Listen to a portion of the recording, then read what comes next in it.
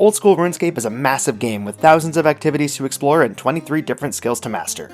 In this series, I want to answer one question. Is it possible to max an account without repeating any skilling methods? It'll take a lot of tenacity, a ton of research, and an unhealthy amount of time, but welcome to episode 5 of Gillinor's first Uniqueman.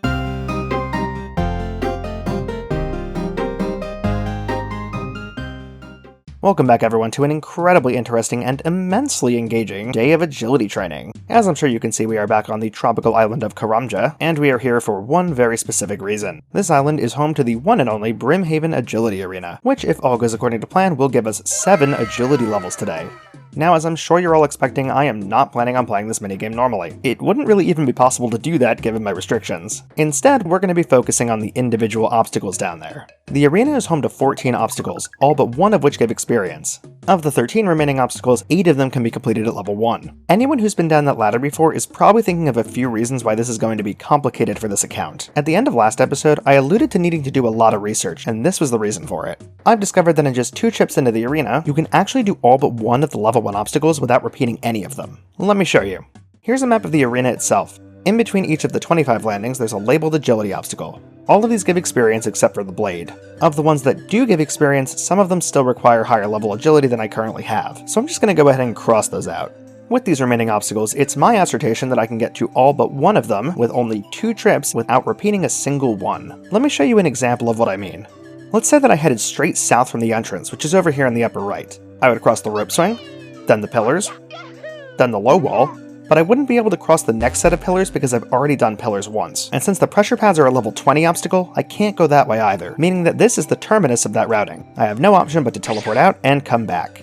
Beyond this, we also have another issue. The rope swing gives us 20 experience for clearing it, which is really nice, but what if we only needed 80 experience to hit the next level? The first crossing would give us 20 XP, and then the next one would give us 20 again for 40, then 60, then 80, and at that point we'd hit the level. The next stop would be the pillars, but I can't get there anymore. Since I've already used the rope swing to gain a level, I can't get experience from it again, meaning I can't go in that direction. So not only am I going to have to make sure my path doesn't repeat obstacles, but I'm going to have to worry about ending up on the right side of those obstacles too. And not to mention that failing is going to cause me to take damage, meaning that if the trip is long, I might actually just have to wait for HP regeneration. With all that out of the way, it is now time for audience participation. Can you find the 2 routes that hit all but one of the unique obstacles with only 2 tries? Reminder, no repeats, and the blade doesn't give any experience.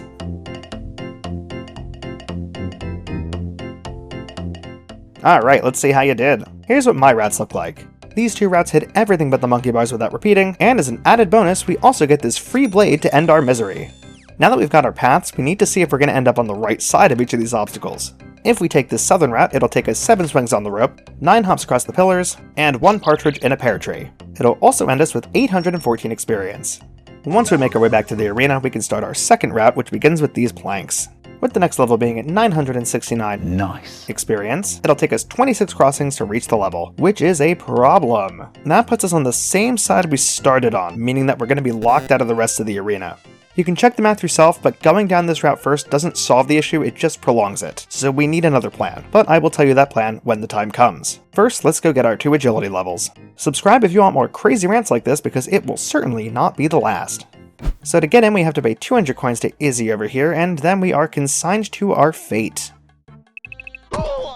And what a great start. First try, first fail. This is going to take a hot second. On the bright side, the damage I take here is deterministic, meaning that unlike our previous methods, I know exactly when to heal. Level 7 agility, this is going way faster than I thought it would actually. Oh game, you tempt me so. And there we go, level 8 agility, we are doing great so far. Now I don't want to use that low wall yet because I'm going to use it later in the second path, so we're going to leave for now. We will be back soon though.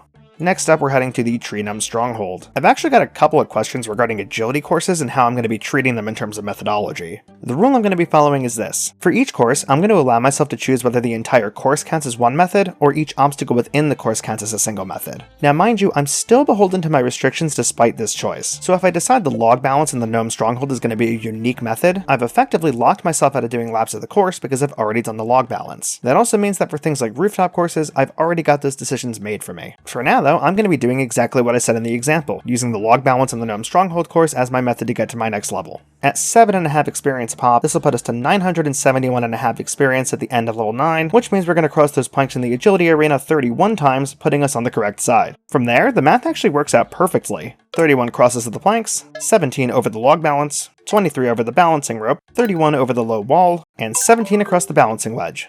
And we have made it to the Gnome Stronghold course. Fun fact, you can't actually fail any of these obstacles. They're hard-coded, so you always succeed them. Yet another tip I learned from Settled, which by the way, I highly recommend watching Nightmare Mode. It is wild, and was actually a major inspiration for me starting this series. That and Gillinor Games by Soup, both incredible series. And you know, while I'm at it, shout out to Hanani for getting me back into this game too. Watching her and the energy she brings to the table was the final push I needed to get this series off the ground. So yeah, thanks to Settled, Soup, and Hanani for being amazing inspirations. You guys are awesome.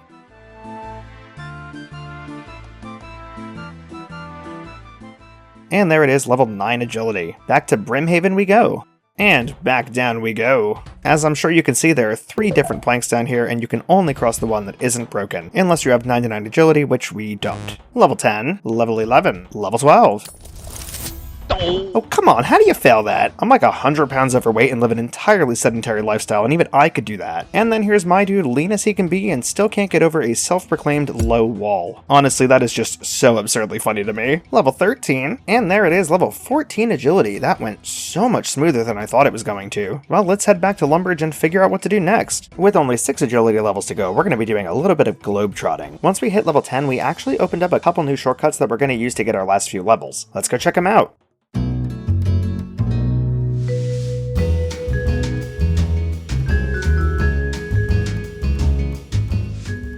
First on our list is the gorgeous Corsair Cove. Located on the southern end of Feldip Hills, the sunny sands of the cove are an amazing place to rest after spending 2 hours walking over the same rock. Once you're done with your workout, grab a local specialty beverage and unwind in the nearby hot springs. Or you can experience the cove's unmatched hospitality. And once you're done for the day, take a well-deserved rest in a traditional Corsair bungalow. For all you beach lovers, a weekend at the cove makes for a perfect getaway.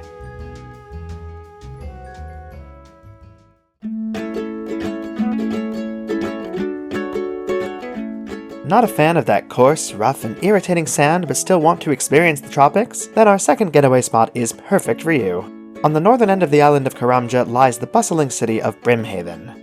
View the island's moss giants from a safe distance. Sign a waiver and try your hand at Izzy's world-famous agility arena. Or do your best to keep down one of the many varieties of grog served at the dead man's chest. After your day of adventure, wind down with some Karambwan fishing and a night in our securely locked vacation home. Visit Brimhaven to explore the beauty of Karamja from the relative safety of its largest settlement.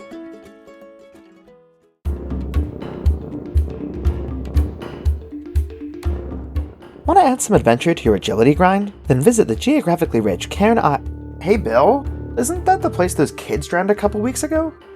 What do you mean it's been long enough? That place is a death trap! What? No, I'm not going to record this segment. I'm not promoting this. Listen, if you want to air it, then you record it. I'm not doing it. No, Bill, it's not happening. Yeah, I'm sure you can find someone else.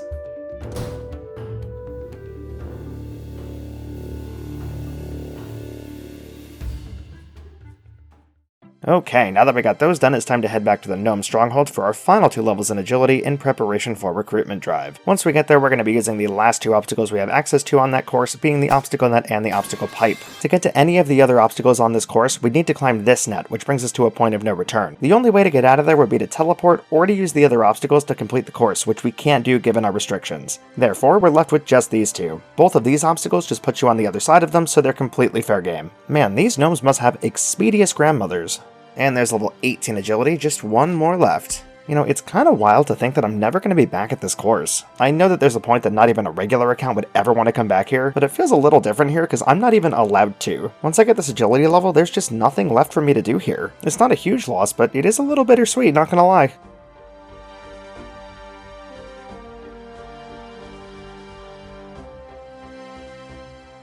There it is, my friends, level 19 agility, which means we're all set for recruitment drive. At least in the agility department.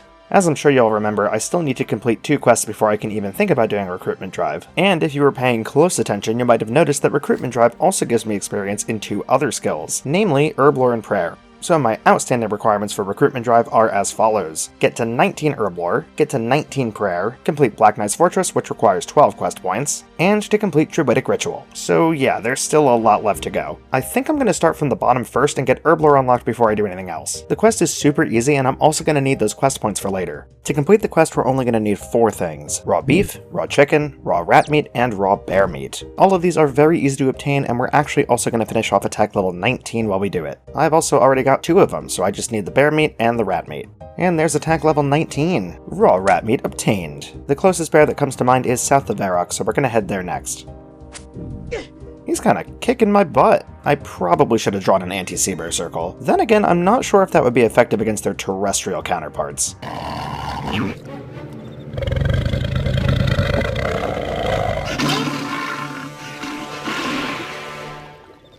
After an arduous fight, we can finally claim our bear meat. That was a lot more difficult than I anticipated, but then again, we are combat level 11 and I was using an iron longsword, so I guess it's to be expected. Now to make our way all the way to Taverley. And you know what? This actually brings up something really interesting that I kinda want to talk about now. The quest is really simple, so I'm just gonna let it play in the background while I regale you with the wonders of scale theory.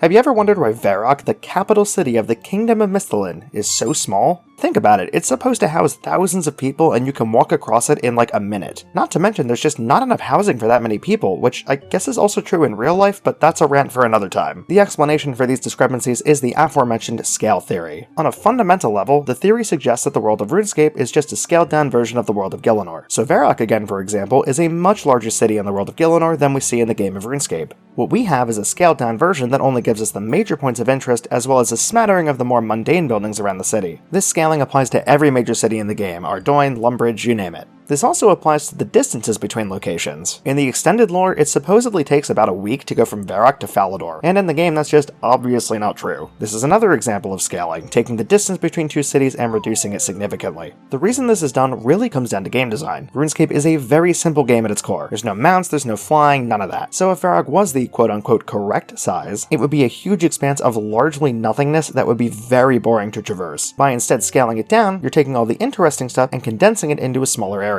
That is infinitely more interesting to your players than having a giant city full of nothing. As a side note, the active implementation of scale theory is something that Jagex has more or less confirmed outright. So it isn't really so much a theory, game theory, as it is just a reality of game development. Hopefully someone in the audience found that interesting. Quest complete, herb lore level 3. That'll be the only time we double up on a method if I can help it. Next up, I want to get Black Knight's Fortress out of the way. It's another pretty easy quest that has no experience rewards and also gives us a little bit of cash. The only issue is that we need 12 quest points, of which I've only got 6. We're going to start with the absolute classic go-to for getting quest points.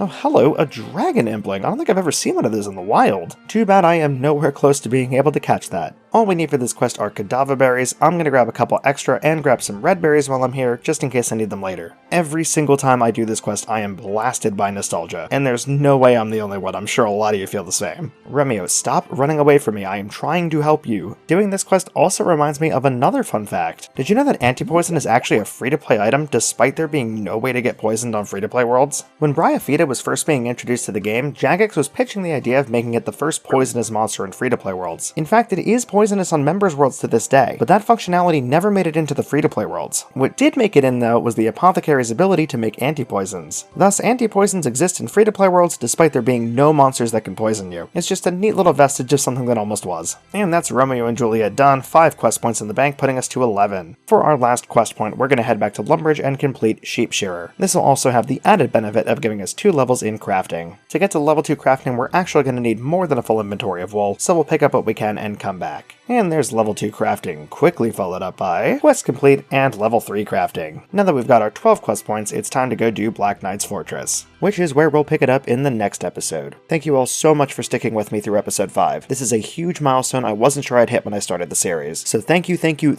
to each and every one of you. I worked extra hard on this one, and I hope it shows. I'd also like to give a special shout out to my supporters: Miss Moss, Picardi985, Big Mac 1897, Costa Pasta 85, Incrementamod, Karina 18, Catsy Games, Synthesai, Vandalary, Zoriaz, Danny Vsauce, Okifur, Shax 12, April the Doe, Loudum 5, Sam Sanet, Yomama 6488273, The Alt, Bailey Liss, Marubur, Sleeplord, Lix, and Autumn Lux. If you're liking what I've been putting out, please consider subscribing and sharing the video. And as always, have a wonderful rest of your day, an excellent rest of your week, and I will see you all next time.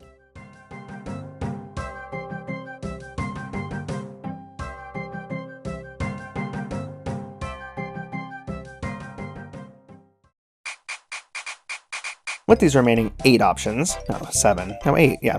With these remaining all but one of the 8 level first of the 13 remaining obstacles, all but one of them can be complete. Nope, that's wrong.